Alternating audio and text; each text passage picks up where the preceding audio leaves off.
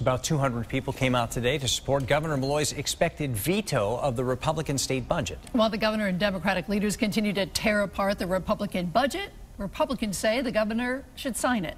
Chief political correspondent Mark Davis is live with the latest on the bickering over trying to get a new budget. Mark.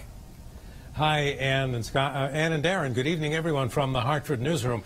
Yeah, the governor still has not yet received the actual budget document because the legal experts at the state capitol are still preparing that more than 1,000-page document.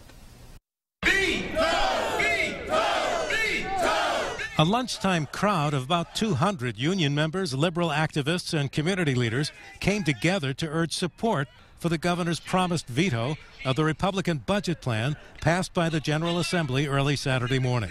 The one way that you can make an impact today with all of our voices is to call the governor and ask him or tell him that you want a veto, that you support the veto. There's no doubt that the governor will veto the Republican budget, and today he absolutely ruled out the possibility of even making any modifications to it as he and Democratic leaders continue their public relations push against it and tearing it apart.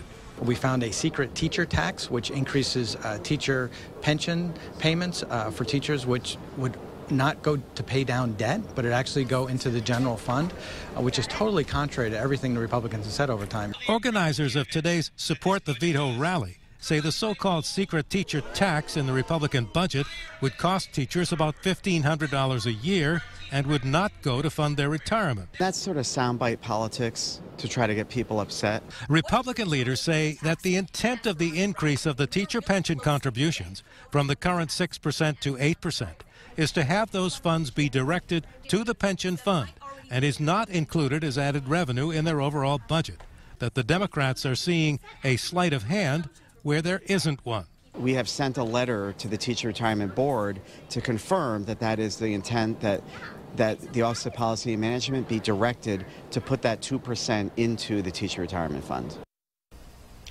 Now, the governor also said today that this Republican budget plan, which he has yet to receive, also includes defunding some workforce development programs that are crucial to helping the economy.